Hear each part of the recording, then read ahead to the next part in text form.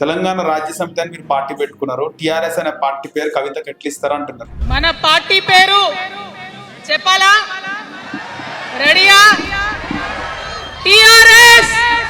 TRS వస్తుంది పేరు abbreviation. మీ party TRS. ఏం చెప్తారు ఇప్పుడు? ఎవరైనా పెట్టుకోవచ్చు, పార్టీ అభ్యంతరం లేదు. అది పదవి హక్కు, ఫండమెంటల్ రైట్స్ పెట్టుకోవచ్చు. అది కాకపోతే ఇప్పుడు కవితకు అనుమతి ఇచ్చినట్టేనా తెలంగాణ రక్షణ? అదే మేము ఎలక్షన్ కమిషన్ అప్లికేషన్ పెట్టుకున్నాం కాబట్టి వాళ్ళు మాకు లెటర్ ఇస్తారు, ఈ రకంగా ఇచ్చిన మని దాన్ని పట్టుకుని మేము పోతాం. ఒకవేళ నిజంగా కవితకు అనుమతి ఇచ్చినారంటే అప్పుడు ఏంది పరిస్థితి? ఎలక్షన్ కమిషన్ ఏంటి నిర్ణయం తీసుకున్నది, అసలు ఎట్లా ఇచ్చింది కావచ్చు. టిఆర్ఎస్ పేరుతో ఇంకో 2-3 పార్టీలు మాకేం ఫరక్ పడుతుంది. బ్రాండింగ్ అయితే కవిత కదా, కవితను చూసి ఓటేస్తారు. కవిత నా పార్టీ కదా అనుకుంటే దానికి మనమే ఇస్తాం. పబ్లిక్ లో ఏమనుకుంటారు అనేది తర్వాత విషయం. కానీ ఈసీ మాత్రం ఒక పేరుతో 2 పార్టీలకు ఇయ్యదా? అప్లై చేస్తాం ఇవ్వదు. దానికైనా కవితకు కూడా తెలంగాణ రాష్ట్ర సేన అని పెడితే ఇప్పుడు రక్షణ సేన అని పెట్టుకోవాలని చెప్పి ఈసీ చెప్పడం జరిగింది. అట్లేం చెప్పదు. రక్షణ సేన పెట్టుకోమని రక్షణ సేన అని చెప్తుంది. కవితలని పెద్ద మనిషి ఆమె కాంప్రమైజ్ అయితా కొన్ని కోట్లు ఇస్తా అంటే నాకు కోట్లు గేట్లు మాకు అటువంటి ఆశ లేదు. మనం పెట్టింది బడుగు పలికిన వర్గాలను రాజ్యాధికారం దిశ నడిపేయాలి. డబ్బు లేకుండా రాజకీయాలు జరిగితే జరుగుతాయి. ఎట్లా మస్తు ఇండిపెండెంట్ గెలిచిన ఉన్నారు. అంటే డబ్బులు డిమాండ్ చేద్దామనే ఈ బాలరంగం వచ్చినాడు సీన్ లోకి అని కొంతమంది మాట్లాడుతున్నారు. దాన్ని అనుకుంటారు, తప్పేం లేదు. ఇప్పుడు డబ్బుల కోసం ఏమైనా వచ్చింది. చాలా మంది చాలా రకాలుగా అనుకుంటారు. అనుకున్న దాన్ని బట్టి మనం కాదు, మన స్టాండ్ అయి ఉన్నాం. నమస్తే, వెల్కమ్ టు అవర్ ఛానల్. నేను నరేష్. తెలంగాణలో కవిత పార్టీ పెట్టిన తర్వాత టిఆర్ఎస్ పార్టీ కవిత ఏ విధంగా పెట్టుకుంటుందని కొంతమంది బయటకు వచ్చారు. ఒక పార్టీ తెలంగాణ రక్షణ సమితి అనే పేరుతో ఒక పార్టీ వస్తే తాజాగా తెలంగాణ రాజ్య సమితి అనే పార్టీ వ్యవస్థాపకులు తుపాకుల బాలరంగం మన స్టూడియోలో ఉన్నారు, మాట్లాడదాం. నమస్తే బాలరంగం గారు. నమస్తే. తెలంగాణ రాజ్య సమితి అని మీరు పార్టీ పెట్టుకున్నారు. టిఆర్ఎస్ అనే పార్టీ పేరు కవితకు ఎట్లా ఇస్తారా అంటున్నారు. ఇప్పుడు తాజాగా కవితకు ఈసీ కూడా వచ్చి అంటే తెలంగాణ రాష్ట్ర సేన కాదు తెలంగాణ రక్షణ సేన అని పెట్టుకోవచ్చు అని చెప్పి అనుమతి ఇచ్చింది. టిఆర్ఎస్ వస్తుంది పేరు అబ్రివేషన్. మీ పార్టీ టిఆర్ఎస్. ఏం చెప్తారు ఇప్పుడు? అంటే జనరల్ గా ఎవరైనా పెట్టుకోవచ్చు, పార్టీ అభ్యంతరం లేదు. అది పదవి హక్కు, ఫండమెంటల్ రైట్స్ పెట్టుకోవచ్చు. అది కాకపోతే అబ్రివేషన్ అనేది సేమ్ అబ్రివేటెడ్ నేమ్ సేమ్ ఉండకూడదు. అక్కడ ఎక్కడ ఉండేది ఏ పార్టీ కూడా ఇవ్వలేదు. ఒకవేళ అట్లా మనకి ఇచ్చి మాకు ఇబ్బంది జరిగితే కంపల్సరీ మేము న్యాయస్థానాన్ని ఆశ్రయిస్తాం. ఇప్పుడు కవితకు అనుమతి ఇచ్చినట్టేనా తెలంగాణ రక్షణ సేన? అది మాకే తెలుసు, తెలియదు కదా. వార్తలు వస్తున్నాయి కదా, అదే ఈసీ అప్రూవ్స్ అని వచ్చింది. ఏందో తెలియదు. అదే మేము ఎలక్షన్ కమిషన్ అప్లికేషన్ పెట్టుకున్నాం కాబట్టి వాళ్ళు మాకు లెటర్ ఇస్తారు, ఈ రకంగా ఇచ్చిన మని దాన్ని పట్టుకుని మేము పోతాం. ఒకవేళ నిజంగా కవితకు అనుమతి ఇచ్చినారంటే అప్పుడు ఏంది పరిస్థితి?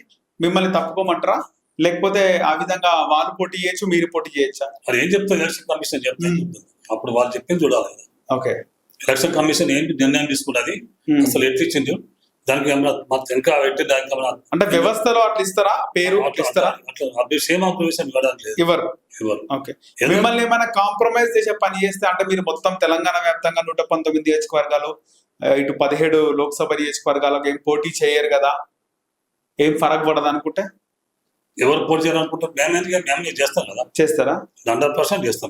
అంటే మీరు 2023లో 10 స్థానాలకు పోటీ అంటే అప్పుడు మాకు అప్పుడు వచ్చేది పార్టీ 1 month కూడా కాలేదు. ఓకే, అప్పుడు మినిమం పర్సెంటేజ్ చేయాలి కాబట్టి కంపల్సరీ నిబంధన ప్రకారం పెట్టుకున్నాం. ఎప్పుడు మాకు అంతా వైడ్ గా ఉన్నది. ఓకే, అంతా పోటీ చేసే అవకాశాలు ఉన్నాయి. ఓకే, అంటే కవిత మాకు ఏం ఫరక్ పడది పెట్టుకుంటూ ఉండని అనుకోవచ్చా? కవిత అనుకుంటే కావచ్చు. టిఆర్ఎస్ పేరుతో ఇంకో 2-3 పార్టీలు మాకేం ఫరక్ పడుతుంది. బ్రాండింగ్ అయితే కవిత కదా, కవితను చూసి ఓటేస్తారు.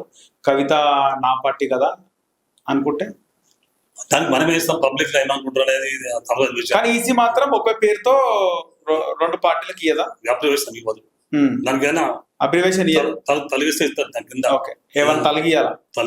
అంటే ఏమన్నా ఎక్స్టెన్షన్ పెట్టుకోవాలా? ఇంకొక వర్డ్ ఏదన్నా? అంతే. ఓకే, ఇప్పుడు మీదైతే రిజిస్ట్రేషన్ పూర్తి అయిపోయింది కదా అప్పుడే తెలంగాణ రాజ్య సమితి 2023 అయిపోయింది. దానికి మళ్ళీ మాకు అన్ని కూడా ఆ తెలంగాణ రాష్ట్ర సమితి దానికి మళ్ళీ లబ్ధి అంతా మాకు చేకూరు మా బెనిఫిట్స్ మాకు హక్కులు రావాలని అంతేగాని ఎట్లా వేరే దానికి పోవడానికి లేదు. ఇంకొక వ్యక్తి కూడా బయటకు వచ్చినాడు, తెలంగాణ రక్షణ సమితి అని చెప్పి ఆయన కూడా టిఆర్ఎస్ పేరు నాదే అని కూడా ఆయన మీకంట ముందు వచ్చి మాట్లాడినాడు. డెమోక్రటిక్ పార్టీ ఆయనకి ఎట్లా వచ్చింది మీకు టిఆర్ఎస్ పేరు వచ్చినాక? డెమోక్రటిక్ పెట్టుకుని పక్కన కానీ పేరు మాత్రం టిఆర్ఎస్. TRS democratic. ఓకే, కానీ చెప్పడం టిఆర్ఎస్ అని చెప్తారుగా బయటికి. చెప్తారట్లే కానీ రాసుకోరు కదా, అట్లా ఉండదు కదా. ఓకే, ఎలక్షన్ నామినేషన్ కానీ అవన్నీ అట్లే ఉంటాయి కదా, లోగో కానీ అవన్నీ వేరే వేరే ఉంటాయి. ఓకే, అట్లా ఉండడానికి వీల్లేదు. సో ఇప్పుడు కవిత కూడా ఏదైనా అబ్రివేషన్ చేంజ్ చేసుకోవాలంటారు? చేసుకోవడం కావచ్చు, నాకు తెలియదు కదా, ఆమె వచ్చిందని చెప్తారు కదా. కవితకు కూడా తెలంగాణ రాష్ట్ర సేన అని పెడితే ఇప్పుడు రక్షణ సేన అని పెట్టుకోవాలని చెప్పి ఈసీ చెప్పడం జరిగింది. అట్లేం చెప్పదు, రక్షణ సేన పెట్టుకోమని. రక్షణ సేన అని చెప్తుంది, అది సేమ్ వర్క్ అబ్జర్వేషన్ చెప్పదు కదా. ఈసీ అనుమతించిందని చూస్తున్నాం, అదేందో నాకు తెలియదు, కరెక్ట్ గా తెలియదు. చూసుకుందాం అంటారు. చూసుకుంటాం అంతే చెప్తారు. ఒకవేళ నిజంగా కవితకి ఇస్తే మేము న్యాయపోవడం చేస్తాం. న్యాయపోరాటం చేస్తారా? 100% చేస్తారా? మళ్ళా కవిత లాంటి పెద్ద మనిషి ఆమె కాంప్రమైజ్ అయితా కొన్ని కోట్లు ఇస్తా అంటే? నాకు కోట్లు వీటిలో మాకు అటువంటి ఆశ లేదు. మనం పెట్టింది బడుగు పలికిన వర్గాలను రాజ్యాధికారం దిశాన్ని నడిపేయాలి, వాళ్ళు కూడా రాజకీయాలలో పాల్గొనాలి. అందరు ఉన్నత వర్గాలే, ఉన్నత శ్రేణులు, డబ్బున్న వాళ్ళకి మాత్రమే. ఇప్పుడు చూస్తాం, ఏ పార్టీ అయినా డబ్బున్న వాళ్ళకి టికెట్లు ఇస్తారు, గెలుపు అవకాశం వాళ్ళకి ఇస్తారు, పైరవ్ చేసే వాళ్ళకి ఇస్తారు. మనం అట్లా కాదు కదా, మనం కూడా మనకు ఒక వేదిక ఉండాలని పెట్టుకున్నాం, ఒక ప్లాట్ఫామ్ ఉండాలని. అంతేకాని మనకు డబ్బులకు ఆశపడడం దానికోసం దీనికోసం కాదు. మన పార్టీ కొనసాగుతుంది 100%.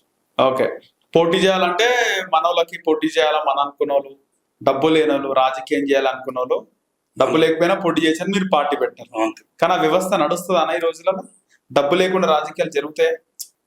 జరుగుతాయి అట్లా మస్తు ఇండిపెండెంట్ గెలిచిన ఉన్నారు, సొంత మంది. అదొకప్పుడు కదా. ఇప్పుడు ఈ కాలంలో ఈ కాలంలో మీరు చెప్పండి, మొన్న ఎన్నికల్లో కానీ అంతకుముందు ఎన్నికల్లో 2023లో కానీ 18లో కానీ 14లో ఎవరైనా ఇండిపెండెంట్ గెలిచిన ఉన్నారా?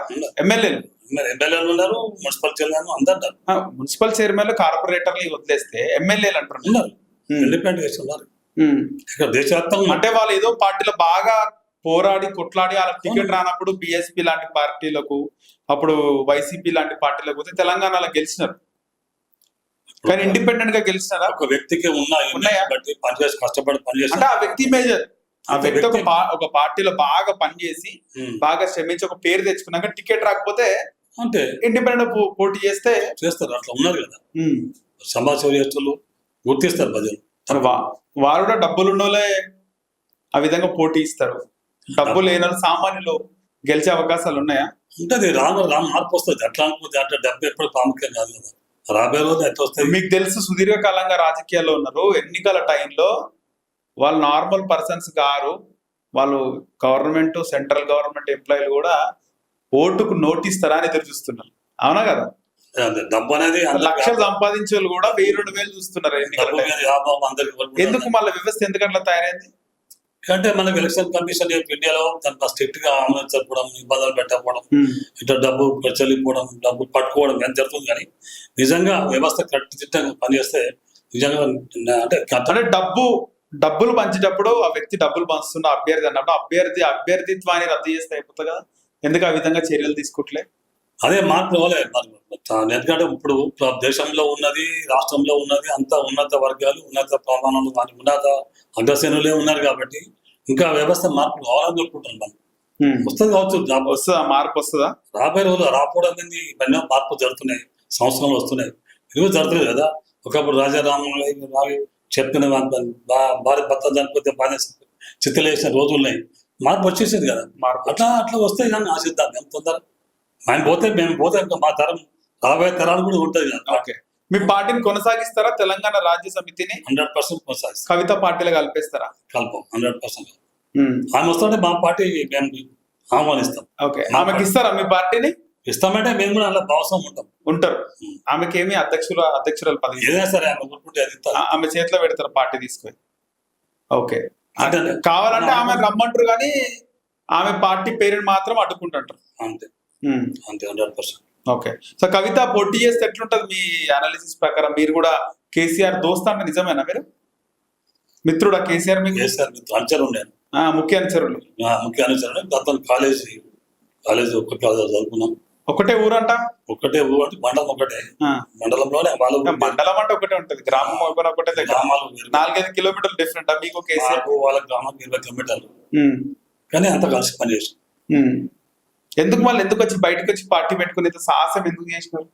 అదే చెప్తే కదా, రాష్ట్రాన్ని సాధించిన పార్టీని పక్క పెట్టి జాతీయ స్థాయిలో వెళ్ళిపోతామని పోతే అది మాకు నచ్చగా మేము ఉద్యమ పార్టీ వదిలేక ఆ పేరు జీర్ణించలేక మేము దాన్ని సజీవంగా ఉండడానికి ప్రయత్నం చేసాం. టిఆర్ఎస్ అనేది పోయింది కూడా మేము పెట్టాలని మీరు పెట్టుకున్నారు.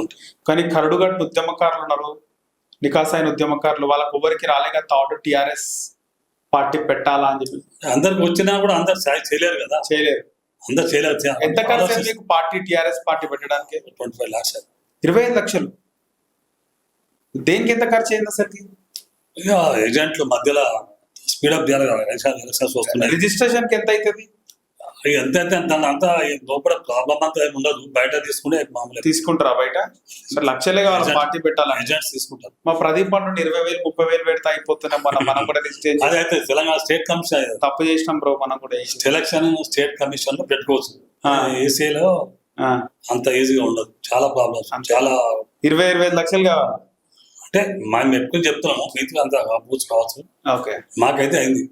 ఫైనల్ ఏం చెప్తారు? ఏం కవిత పైన మీ పోరాటం ఏంది అసలు? మేము కవిత రాజకీయాలు రావడం పార్టీ పెట్టడం ఆహ్వానిస్తున్నాం. ఓకే. మాకు అలాంటి ఆమె మీద ఎలాంటి ద్వేషం కానీ మాకేం లేదు, మాకు కొట్లాట ఏం లేదు. ఒకటే అబ్రివేషన్ ప్రాబ్లం వస్తుంది, మాకు వస్తుంది, ఆమె ఇద్దరికి వస్తుంది. ఇద్దరు మాకు వచ్చినా ఆమెకు వస్తుంది కదా సేమ్. అంటే కవితను అడుగుతారా మీరు? ఎలక్షన్ కమిషన్ అడుగుతారా? ఎలక్షన్ కమిషన్ అడుగుతున్నాం. కవితకు అబ్రివేషన్ చేంజ్ చేయాలని. అవును, టిఆర్ఎస్ అని ఉండొద్దు, ఉండదు. ముందైన వెనకాల ఏదైనా ఒక ఆల్ఫాబెట్ యాడ్ చేయాలి. అంతే, చేస్తే ఓకే. చేస్తే ఓకే, మాకేం ప్రాబ్లం. ఓకే. అట్లా ఉన్నాయి ఆల్రెడీ. తెలంగాణ రక్షణ సమితి ఆల్రెడీ ఉంది. రక్షణ అంటారు కదా, తెలంగాణ రక్షణ సమితి అని ఉన్నది, దాన్ని పెట్టారు. ఓకే. డెమోక్రాటిక్ యునైటెడ్ ఫ్రంట్ ఇవన్నీ అందుకే పెట్టుకుంటారా? అంతే పెట్టుకుంటారు. ఓకే. సో ఇప్పుడు కవితతో మీకు కొట్లాట ఇంకా? ఆమెతో నాకే కొట్లాడా? నాకు ఎలక్షన్ కమిషన్ తో కొట్టాడు, ఆమెతో కొట్లాడు నాకేం పని? అంటే ఇలాంటి మామూలుగా పార్టీలు కొత్త పార్టీలు వచ్చినప్పుడు కానీ లేకపోతే ఇలాంటి ఏమైనా ఉన్నప్పుడు మామూలుగా మనం చూస్తుంటాం. సినిమా బాగా హిట్ అవుతుంటాయి, ఆ కథ నాదని ఒకటి బయటకు వస్తాడు, రచ్చ చేస్తాడు. ఇప్పుడు కవిత పార్టీ పెట్టగానే ఆల్రెడీ ఒక పర్సన్ వచ్చినాడు, మీరు వచ్చినారు, టిఆర్ఎస్ పార్టీ పేరు నాది, కవిత ఎట్లా పెట్టుకుంటుందని. అంటే డబ్బులు డిమాండ్ చేద్దామనే ఈ బాలరంగం వచ్చినాడు సీన్ లోకి అని కొంతమంది మాట్లాడుతున్నారు. దాన్ని అనుకుంటారు, తప్పేం లేదు. ఇప్పుడు డబ్బుల కోసం ఏమైనా వచ్చింది? చాలా మంది చాలా రకాలుగా అనుకుంటారు. అనుకునే దాన్ని బట్టి మనం కాదు, మన స్టాండ్ అయి ఉన్నాం, అట్లా కాదు కదా. మనం ఓకే. మా పార్టీ నడిపిద్దామని ఉన్నాం, బహుజనుల కోసం మేము పెట్టుకున్నాం. నో బ్లాక్ మెయిలింగ్, నో డబ్బులు వసూలు, అదేం లేదు. ఓకే. క్లీన్ రాజకీయాలు అంటే క్లీన్ గా ఉన్నా అనుకుంటాం, మాకు సేపు పోరాడతాం. రైట్. మీ పోరాటం ఎక్కడి వరకు వెళ్తుందో చూడాలి. ఆల్రెడీ కవితకైతే ఆల్రెడీ రక్షణ సేన అని చెప్పేసి ఈసీ అనుమతించినట్టు వార్తలు కూడా చూస్తున్నాం. రైట్. ధన్యవాదాలు బాలగంగారు. Thank you.